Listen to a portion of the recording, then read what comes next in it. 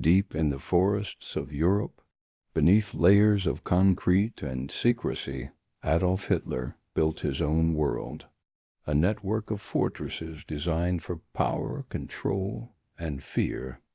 Here, war was commanded and destruction planned. From the Wolf's Lair to the Führerbunker, these places reveal the mind of a man obsessed with domination and terrified of defeat. This is the hidden world of Hitler's secret headquarters, where history's darkest decisions were made. Welcome back to the deep dive. If you really want to understand the core of the Nazi regime, you can't just look at Berlin. No, absolutely not. You have to follow Hitler into the shadows, into this whole network of command centers, the Führer Hauptquartier or the FHQs. And these weren't just, simple offices on a battlefield. They were really the central nervous systems of the entire NS dictatorship. The brain, basically. Exactly. These were the hidden places where these huge world-changing campaigns were planned. But they were also where strategy shifted from, those early lightning-fast victories to this kind of paranoid, bunker-bound defense. And it's where Hitler tried to cut himself off from everything. Completely, both physically and psychologically, from the failing reality of the war he had created. And that brings us to this paradox we face today, right? When you look at these places now, they're just huge, blasted blocks of concrete, ruins scattered all across Europe. They should be forgotten, but they attract this intense historical interest.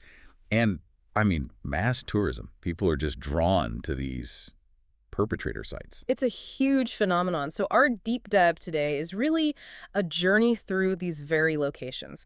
We're going to track the evolution of Hitler's command style as you can see it through his architecture. So the buildings tell the story. They tell a huge part of the story. We're going to look at how the physical structures, from this idyllic mountain chalet to the impenetrable subterranean fortress, how they mirrored his shifting mindset. His ideological hardening. Exactly. And the sheer staggering logistical resources that were poured into what were essentially monuments to paranoia and self-delusion.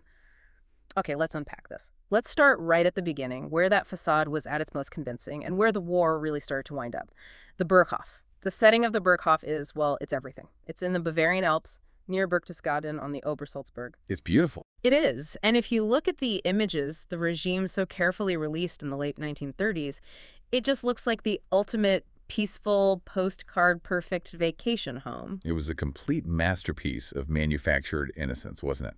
It's where Hitler cultivated that whole image of the Kinderlieben Volksführer. The child-loving leader of the people. Right. The accessible almost, nice neighbor, just enjoying the peaceful mountain air.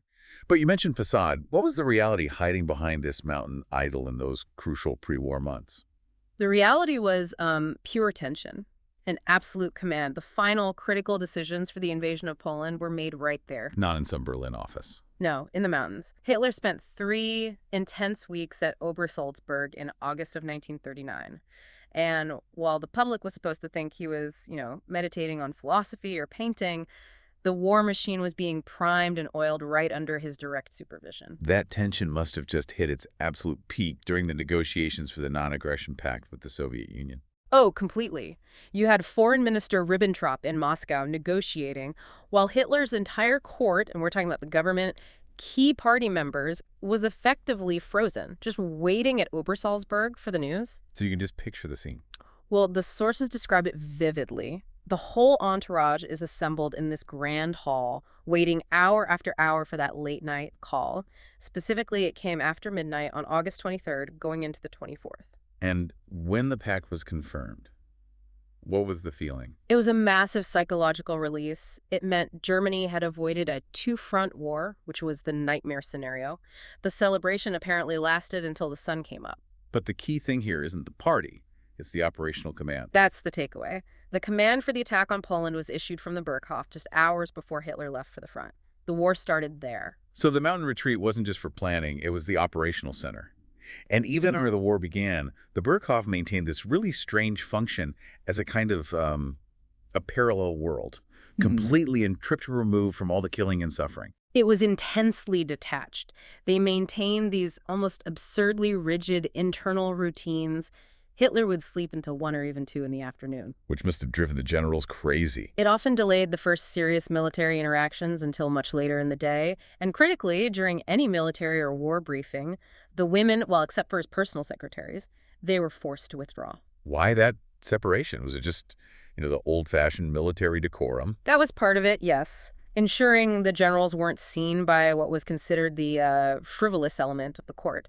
But on a deeper level, it reflected the regime's rigid separation between what they saw as the sacred space of military genius, the world of men and maps, and private life. It had to look serious. It had to look serious. And speaking of that private life, Eva Braun, who was officially invisible to the German public, she held immense personal power within this little sequestered court. She was the undisputed gatekeeper of the Hausherr, the master of the house. If you were a politician, a general, a party functionary, and you wanted closer personal access to Hitler, you had to go through Eva Braun. Really? Absolutely. If she didn't like you, you simply weren't invited to the private dinners or the little trips to the tea house. She managed the entire emotional and social environment of the dictator. And the house itself, the 30-room Burghof, it reinforced this whole idea of power and technological display. The sources focus so heavily on that massive, retractable panorama window in the Great Hall. It's more than just a window. It's an architectural symbol. That window was touted as the largest retractable window of its time. It was a genuine technical demonstration of German engineering skill. And by extension, the Reich's might. Exactly. It framed that idyllic view perfectly, but its sheer scale was an explicit display of power. It was a mechanical marvel placed right at the heart of the dictatorship's home. And this home was completely sealed off. This wasn't just a house. It was the core of the Sperrgebiet, the heavily restricted area. How big was this security zone? It was huge. It was surrounded by a 14-kilometer fence. And it didn't just contain the Burghof. It had residences for all the key paladins, like Bormann and Goering, massive SS barracks, staff housing, communication centers. A whole village, basically. A complete, small, isolated government apparatus. It was entirely self-sufficient and, frankly, paranoid about security even before the war really got going. Okay, so let's pivot from that fixed luxury of the Burghof to the need for speed. In the early phases of the war, Hitler couldn't just stay static. He needed America, his mobile headquarters. Absolutely. In the Poland and Western campaigns, Hitler wanted to project this image of the commander on the front, wearing the field gray uniform, being close to his soldiers. It was pure propaganda. And for that, he needed something flexible. And a dedicated, heavily customized train, the Sonderzug, provided the perfect, flexible, mobile command post. Describe this train for us, because it sounds less like a mode of transport and more like a fortress on rails. That's a very good way to put it. It truly was. It had to be pulled by 2 locomotives just for emergency backup. It's just in case. At both ends, it featured armored cars that were equipped with anti-aircraft guns. The core coaches had these high-end interiors, the finest walnut wood, modern tech offices, and even galley kitchens designed for hosting elaborate dinners. So he could celebrate his birthday on the move. He did. It was this blend of luxury, technology, and sheer military protection. And the security procedures for a train moving through, potentially hostile territory must have been just extreme. They were astonishing. In Poland, for instance, it very rarely traveled at night. Operational security was everything. They had a soldier positioned every 100 meters at sensitive points along the track. Wow. Arrivals were announced only at the absolute last minute, and they frequently used decoy trains, double-ganger trains, to completely confuse any potential saboteurs or assassins. The logistics of just protecting that one train were staggering. But the most crucial and darkest function of this mobile command center was the coordination it allowed between the regular military forces and the criminal elements of the regime. This is so vital for understanding the nature of the entire war. The Sonderzug was a frequent meeting point for Hitler's generals, his ministers, and, crucially, for Heinrich Himmler, the Reichsführer SS. And why him specifically? Because the war in the East was never just a conventional conflict. From day one, it was a Rassenkrieg, a racial war. So the mobile headquarters was literally enabling the logistical coordination of mass murder. Precisely. The SS and their specialized killing squads, the Einsatzgruppen, they followed immediately behind the advancing Wehrmacht to hunt down Jews and eliminate the Polish intelligentsia. This strategic logistical alignment The actual mechanism for the systematic destruction of entire populations was discussed and coordinated frequently right there, in close proximity to the Sonderzüge. The sources show Himmler and Hitler meeting constantly. They do. It shows how the criminal character of the war was baked into the mobile command structure from the very beginning. That is a chilling contrast. High-end walnut interiors, celebratory dinners, and the planning of genocide, all moving across the landscape. The train was used extensively until 1945 when the Wehrmacht tried to destroy it. Right, to prevent its capture. Though we know one carriage survived and is now in a German museum, it just illustrates the flexibility of that early war structure before the regime decided to settle into permanent, massive concrete. And those early victories in Poland led Hitler to expect the same kind of rapid success in the West, which meant moving from the train to fixed command posts. And that brings us to the first of these permanent FHQs, the most luxurious one, Adlerhorst, the Eagle's Nest. Adlerhorst was commissioned immediately after the Polish campaign, September 1939. Hitler tasked Albert Speer, his favorite architect, with creating this centralized command center near Bad Nauheim in Hessen. And Speer did what Speer does best. He went full Speer. It was a lavish renovation of 2 existing castles. We're talking noble carpets, fine paintings, luxurious furnishings. And underneath the fairy tale castles, they installed these very distinctive concrete high bunkers, camouflaged to look like, what, farm buildings? Exactly. It cost 6 million Reichsmarks, which was a massive sum at the time, and yet Hitler rejected it. Which is the strangest part. Why build such a luxurious command palace only to just walk away? Well, there are 2 reasons, and the gap between them is very revealing. The official story, one repeated by Speer and others, was that Hitler found it too luxurious. Too fancy for him. Right. He was trying to cultivate this image of the ascetic, Spartan, solitary leader. He supposedly feared the public would see him acting like a horse-loving nobleman hiding away in a palace. He was protecting the myth. He believed the site would become a pilgrimage location after the final victory, and he didn't want its legacy to be tainted by this perceived decadence. But the military reality was far less concerned with aesthetics, wasn't it? So what was the real reason? Contemporaries suggest the genuine practical reason was much more mundane. The communications technology wasn't fully ready. You simply cannot command a dynamic blitzkrieg operation spanning hundreds of kilometers if your lines of communication, your teletype, your secure telephone, your radio links are not 100% operational. The myth of the Spartan leader just masked a technical delay. And the name itself, Adlerhorst, continues this fascination Hitler has with nature-themed names, doesn't it? Wolf, eagle, stone nest. It really does. It feeds directly into that self-image of the isolated, solitary genius operating from some wild, impregnable location. The Wolf moniker in particular, that was his own pseudonym going way back to the 1920s. It emphasizes a primal connection to the land. Yes, almost an anti-modern connection, despite the fact that he was relying entirely on hyper-modern communications technology to wage his war. So since Adlerhorst was too grand, and technically not ready, Hitler shifted to the much more modest Felsenest, the stone nest near Rudder.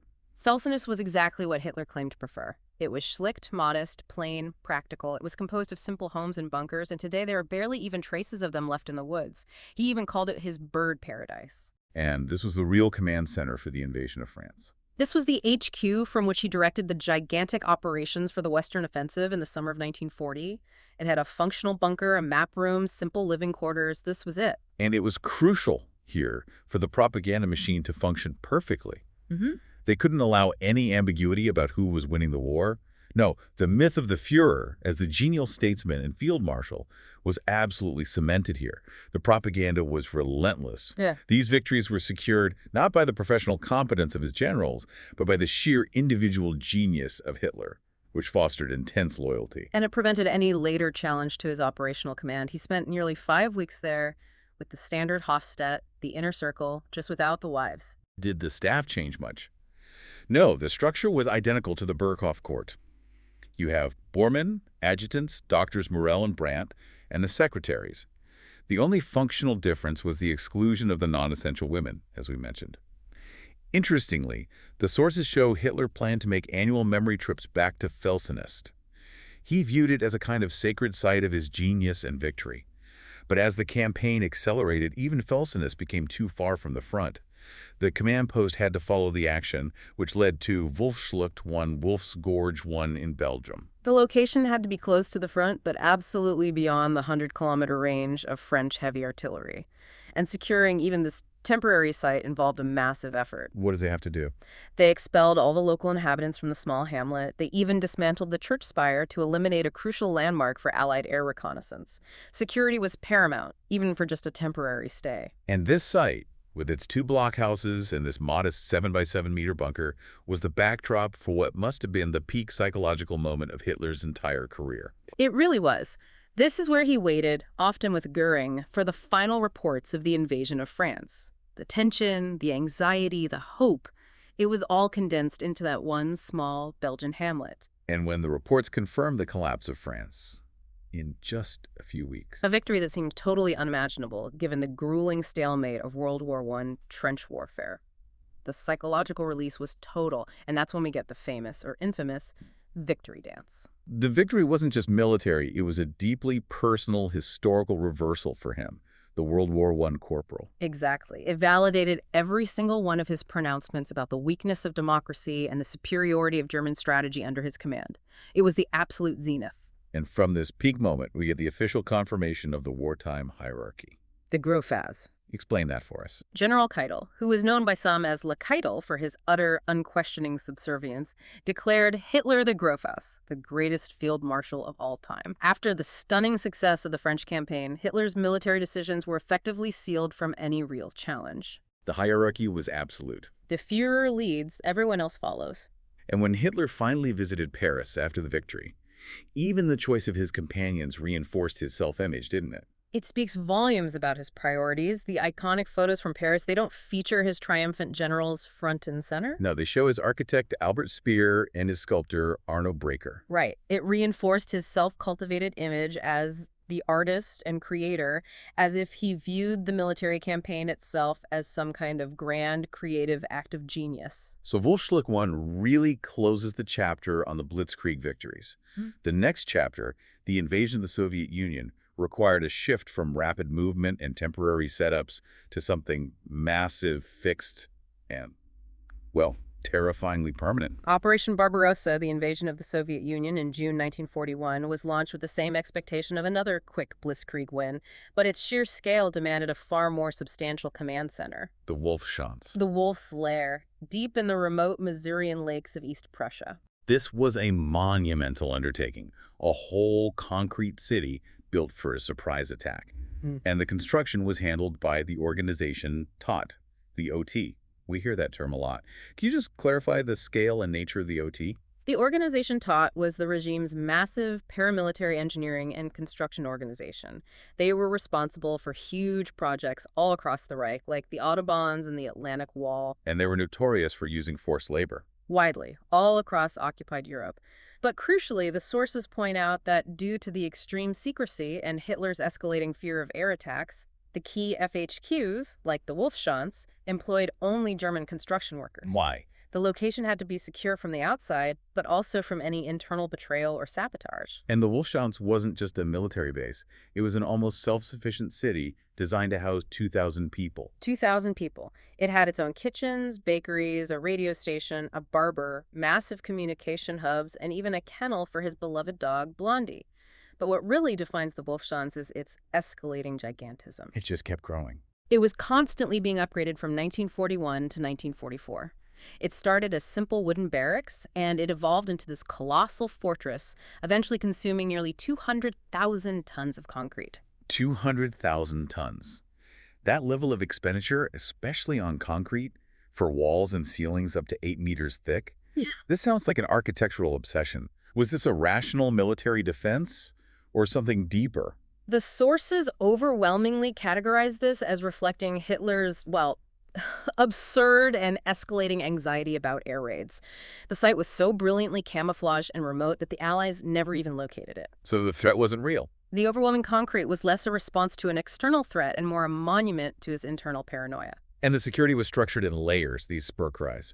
Can you detail those security circles for us? The entire complex was protected by 3 concentric, heavily guarded security circles. Sperrkreis 3 was the largest, the outer perimeter, with the main guards and support staff. And then you move inwards.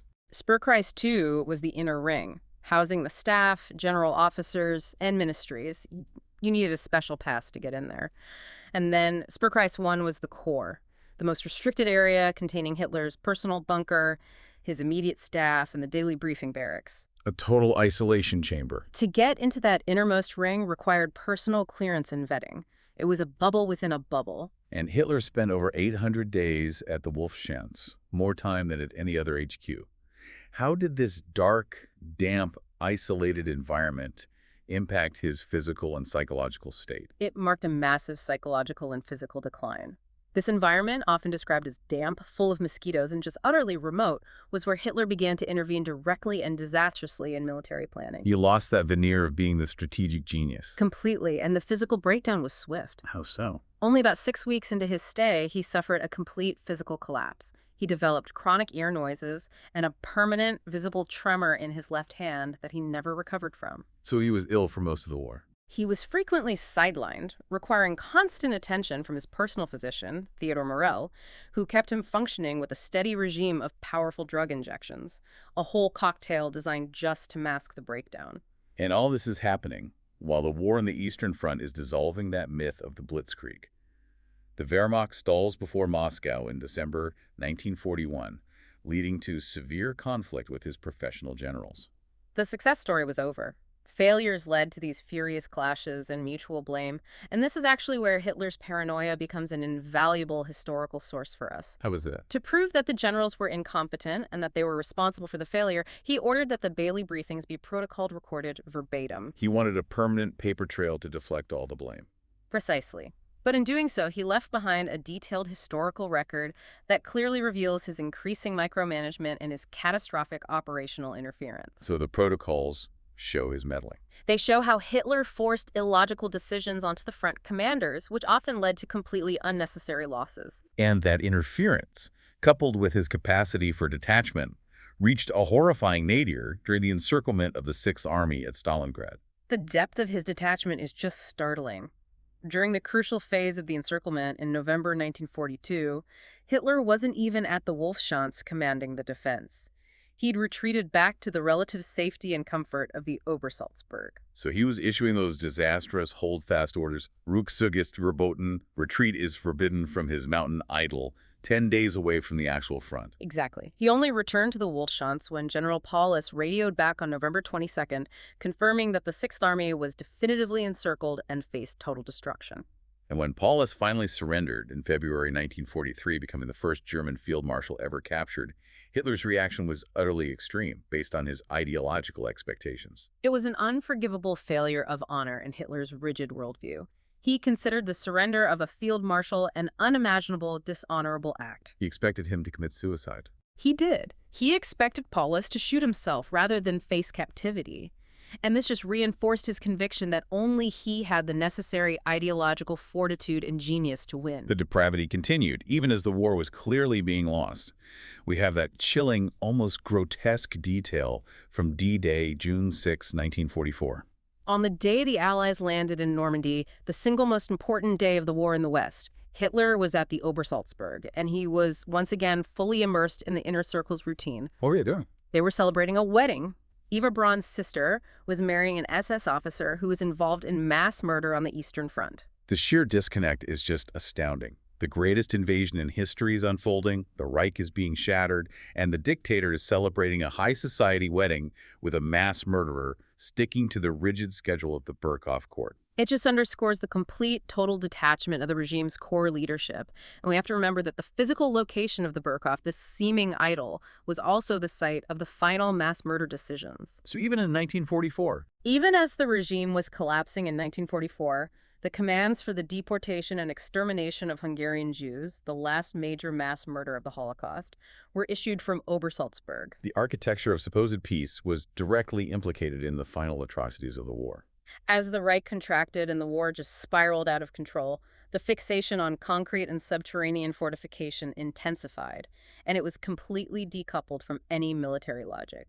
And this leads us to Volschlock II in France. Volschlock II was a truly colossal and ultimately useless construction project, originally intended to serve as the HQ for the invasion of England. It was military gigantomania at its absolute worst. Over 18 months, they built 475 bunkers.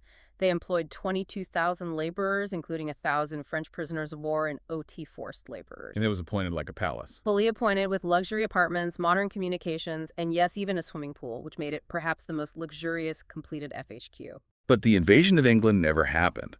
The war front moved away from it. So after all that effort, all that cost and manpower, how much time did Hitler actually spend in this monument to excess? 12 hours. He visited exactly once on June 17, 1944, shortly after the D-Day landings. And during that brief visit, he received the most candid and urgent military warning of the late war. Yes, he met with Field Marshal Erwin Rommel, the commander of the West Front, and Rommel was direct.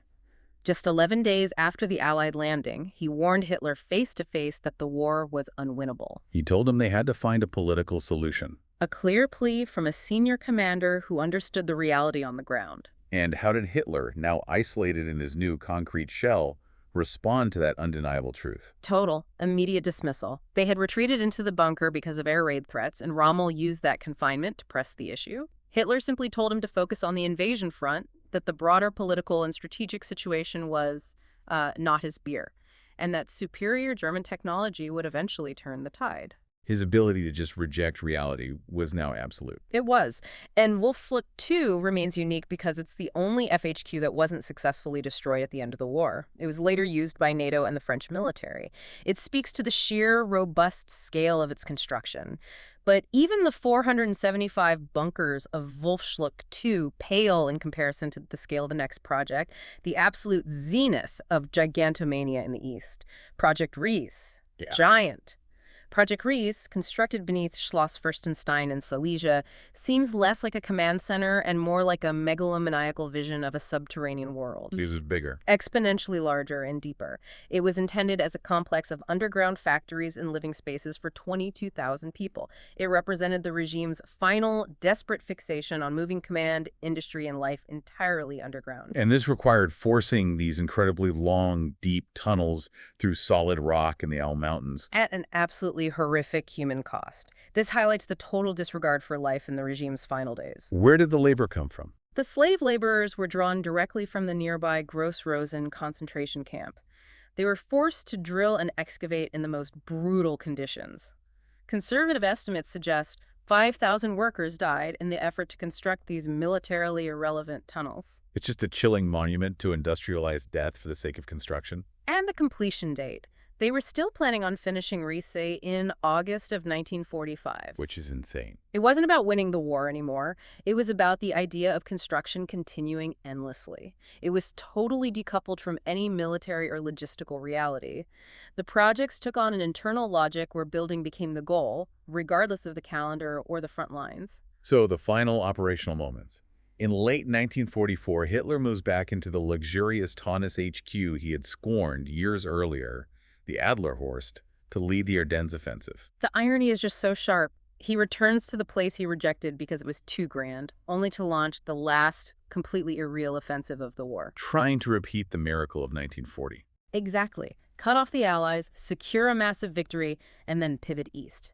But this time, it was just desperation disguised as genius. And this last desperate move was colored by the failure of the most dangerous moment of his life, the assassination attempt at the Wolfschanz just months earlier. Stauffenberg's plot on July 20, 1944 failed, leaving Hitler only slightly injured. And far from causing any introspection, his survival reinforced the delusion of divine protection among his paladins. Goebbels especially. Goebbels recorded how deeply moved he was to see Hitler so whole and healthy, believing God must be guiding him. The failure of the bomb plot tragically cemented the final delusion. So after the Ardennes offensive failed, the stage was set for the final retreat, the bunker in the Reich Chancellery Garden, which Speer had expanded years earlier, the Führerbunker. Hitler moved into the deepest section, encased in metered thick concrete.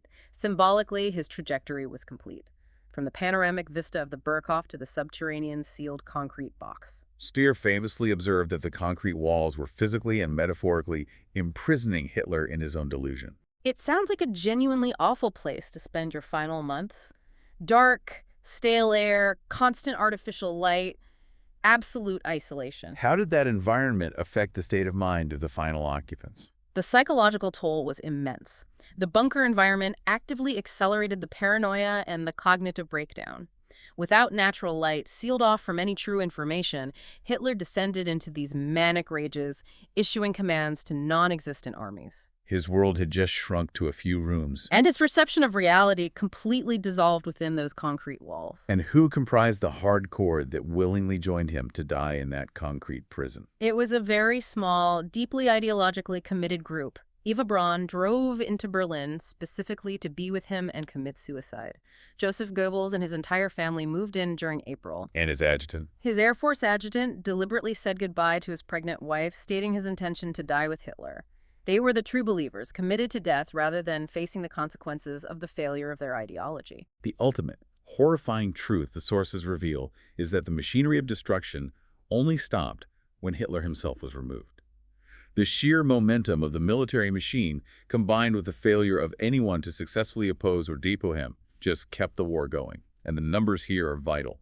In the final 11 to 12 months of the war, 16,700 people were killed per day.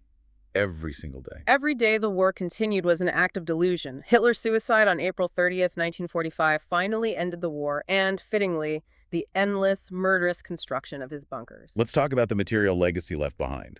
When the Allies finally arrived, they encountered the ruins of power, starting with the Obersalzberg. The British bombed the Burghof into rubble, and the Americans arrived expecting to find an Alpine fortress ready for a final stand. And they found a fortress, but it was one designed for self-preservation, not for defense. Beneath the Sperrgebiet was a secure, massive underground system, a labyrinth of nearly 6 kilometers of tunnels built by forced laborers starting in 1943. A massive operation. It was. Capable of housing trucks, equipped with operating rooms, offices, and months of food supply. The entire mountain was essentially hollowed out. One source described it as being like a giant Swiss cheese. And it was built for the NS leadership to retreat, to hide, and to survive air attacks. Crucially, by 1943, the German military lacked the logistics and the manpower to mount any meaningful defense there. So the tunnels were monuments to secure refuge and elite cowardice, not genuine military resistance. But these ruins, almost instantly after the war, became intense tourist magnets. What were post-war visitors looking for at these sites? The fascination was immediate and, frankly, often disturbing. The sites saw up to 3,000 visitors daily in the summer. Visitors would write inscriptions on the remaining walls, like the one the sources recount. "Dear Adolf, come back."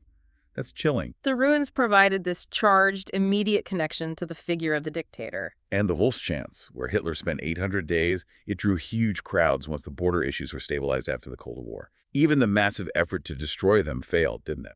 The resilience of the concrete is just incredible.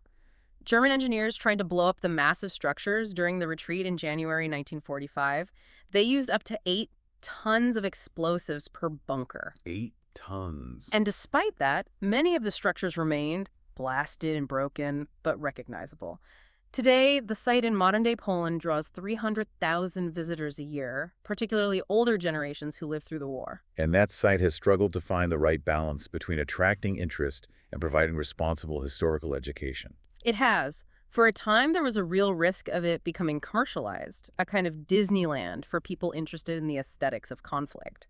However, ongoing efforts now are focused on using the site as a space for historical education, including a dedicated memorial to the Stauffenberg assassination plot. To ensure that the history of resistance is also visible. Exactly, alongside the history of command. The Berlin bunker, Hitler's final refuge, faced a very different post-war fate than these expansive remote HQs. The remnants of the Führerbunker were rediscovered by construction workers in the late 1980s.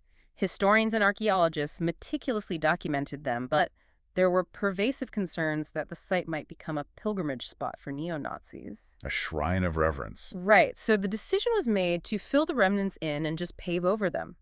Today, the spot where Hitler took his own life is marked only by an informational plaque on a seemingly unremarkable parking lot. So this brings us to the modern challenge of dealing with perpetrator sites, this whole concept of dark tourism. Dark tourism is the recognized phenomenon where people visit sites specifically to experience the atmosphere, the creepiness, or the charged history of past crimes or tragedies. And the challenge today for authorities is immense. How do you manage this powerful interest ethically? Exactly. How do you prevent the sites, which stand as monuments to delusion and destruction, from becoming places of dangerous reverence or political statement? The sheer inventory of these FHQs, almost 20 finished plus many more unfinished. It's staggering. What is the ultimate message that this vast network of command structures sends us today? They serve as powerful, concrete testaments to the hybris of power and the cowardice of their elite. They were intended by Hitler as monuments to himself after the final victory. Instead, they demonstrate the regime's priorities. Maximum personal security for the leader, even at the cost of countless lives and staggering economic resources, all while commanding genocide.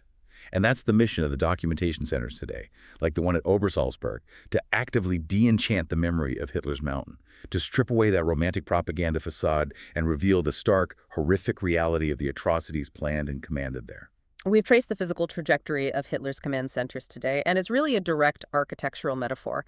We move from the physical transparency of the Burghoff's panorama window, a deliberate display of power, to the absolute physical and psychological opacity of the 8-meter-thick concrete of the Führerbunker.